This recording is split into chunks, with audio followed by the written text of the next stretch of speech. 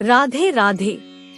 श्री कृष्ण का नाम है इतना मनमोहक है कि इसके जुबां पर आते ही इंसान अपने समस्त प्रकार के दुख दर्द भुलाकर इनकी लुभावनी सूरत में खो जाता है। श्री कृष्ण की एक माँ थी देवकी तो दूसरी यशोदा, परंतु गोकुल में अन्य रहने वाली वृद्ध महिलाएं भी इन्हें पुत्र की तरह स्नेह करती थी। इतना ही नहीं, श्री कृष्ण अपने जीवन काल में जहाँ जहाँ रहे उन्होंने सबसे प्रेम व स्नेह पाया। आज आपको इनके प्रति प्रेम रखने वाली ऐसी ही एक स्त्री के बारे में बताने जा रहे हैं, जिनका वर्णन पौराणिक कथाओं में अच्छे से मिलता है। दरअसल हम बात कर रहे हैं कंस की नगरी मथुरा में रहने वाली कुब्जा नामक स्त्री की, जो कंस की दासी थी।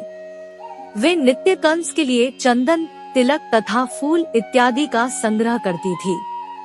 अपने प्रति कुब्जा की इस असीम प्यार व श्रद्धा को देखकर कंस भी अति प्रसन्न था। कहा जाता है कि कुब्जा को बहुत कम लोग जानते थे। इनके कुबड़े होने के कारण ही इन्हें कुब्जा का नाम दिया गया।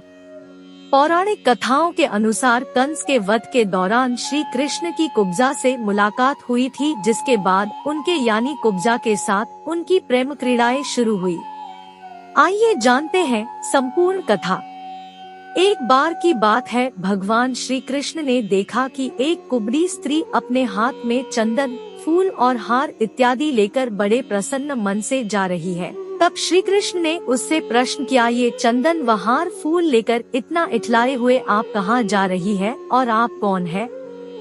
तो कुब्जा ने श्री कृष्ण के प्रश्न का उत्तर देते हुए कहा कि मैं कंस की दासी हूँ।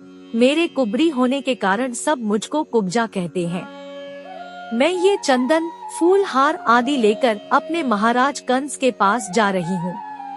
मैं नियमित रूप से ऐसा करती हूँ और उन्हें ये सारी सामग्री प्रदान करती हूँ जिससे वे अपना श्रृंगार आदि करते हैं।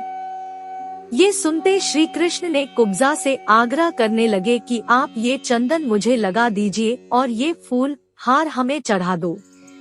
जिसके लिए कुब्जा ने साफ इनकार कर दिया हुआ कहा कि नहीं, ये तो केवल मेरे महाराज कंस के लिए है। मैं इन्हें किसी और को अर्पित नहीं कर सकती है। जो लोग आसपास खड़े होकर एकत्रित होकर ये संवाद देख सुन रहे थे, वे सब मन ही मन सोच रहे थे कि ये कुब्जा कितनी जाहिल गंवार है। साक्षात भगवान उसके सामने खड़े हैं और वे उनके आग्रह को ठुकरा रही है।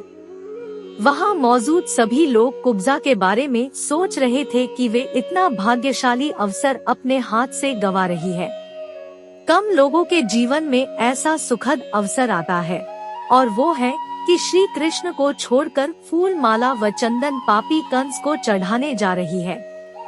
लेकिन अब उसमें कुब्जा का भी क्या दोष था? वह तो वही कर रही थी जो उसके मन में छुपी वृत्ति उससे करा रही थी।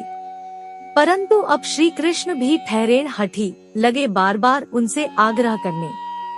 अंततः वो कुब्जा को मनाने में कामयाब हो गई और कुब्जा उनका श्रृंगार करने के लिए तैयार हो गई। किंतु क्योंकि वो कुबड़ी थी इसलिए वे प्रभु के माथे पर तिलक नहीं लगा पा रही थी। कुब्जा की इस व्यथा को देख श्री कृष्ण ने उसके पैरों के दोनों पंजों को अपने पैरों से दबाकर हाथ ऊपर उठवाकर थोड़ी को ऊपर उठाया तो कुब्जा का कुबड़ापन ठीक हो गया। जिसके बाद कुब्जा श्री कृष्ण के माथे पर तिलक लगाने में सफल हुई। कुब्जा के बहुत आमंत्रित करने पर कृष्ण ने उसके घर जाने का वचन देकर उसे विदा किया। कहा जाता है कालांतर में कृष्ण ने उद्धव के साथ कुब्जा का आतिथ्य स्वीकार किया।